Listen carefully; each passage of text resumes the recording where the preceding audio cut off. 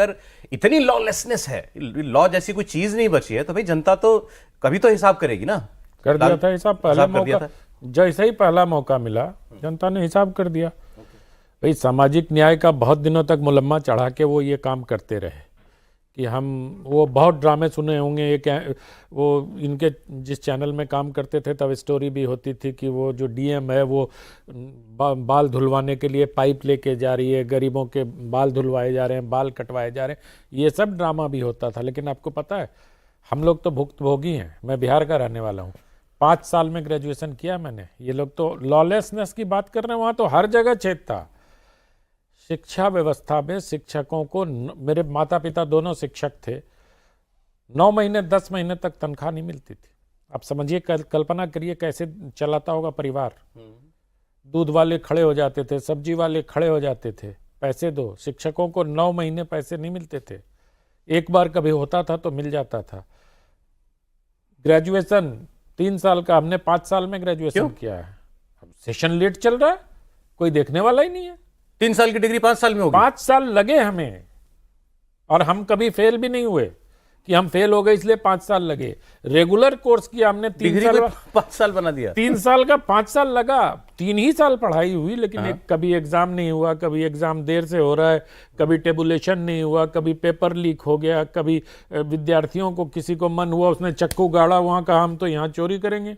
चोरी समझते हैं ना, चोरी वहां नकल को कहते हैं बिहार में। तो हम चोरी करेंगे, तो वो चोरी करने लगा। किसी ने पूछ दिया कि तुम अब नकल क्यों कर रहे हो, तो उसने उठा 4 लड़कों का फाड़ दिया। वॉकआउट होता था वहां एक जमाने में, वॉकआउट करके दरोगा पुलिस ये सब, वो सब तो बैठे रहते थे बाहर अपना, उनको क्या लेना देना इन चीजों से। वो तो अब आपका सरनेम अगर एक पर्टिकुलर जाति से जुड़ा हुआ है तो आपको हर चीज का लाइसेंस था। अगर आप यादव हैं। हमारे यहाँ मतलब मैं तो, मेरी जब शादी हुई गया में, मैं अभी बता रहा था कि जब हम लोग मतलब शादी के पहली बार बाद गए, हम लोग गया स्टेशन पे उतरे, राजधानी सुबह 4:30 बजे उतरती थी दिल्ली से।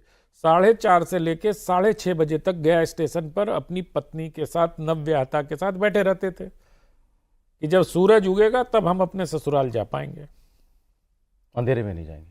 शाम को 6 बजे ससुर जी कहते थे कि भाई बाहर मत निकलना मेहमान, वरना क्या होगा, अब लूट लिए जाओगे। वापस आओगे कि नहीं आओगे पता नहीं। मान लो लेके कोई चला गया कहीं और कहा, उनको कॉलेज के प्रोफेसर थे वो भी हमारे ससुर जी, कि 10 लाख रुपया दो, तो घर ही तो बेचना पड़ेगा उनको।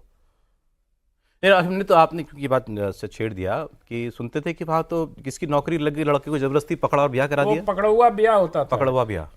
वो तो खैर वो एक दूसरा एस्पेक्ट था कि जैसे मान लीजिए आप एग्जीक्यूटिव एडिटर हो गए किसी चैनल में, या सीनियर एग्जीक्यूटिव एडिटर हो गए, पता चल गया अच्छा लड़का बढ़िया है, 5 लाख रुपया चलो आ रहा है ना, लेके चला गया। आपको पता नहीं लड़की कौन है क्या है, आपकी शादी करा दी, आपका हो गया भाई चलो ब्याह हो गया। तो ये सब चीजें अब खत्म हुई। अगर आज किसने खत्म किया इसको?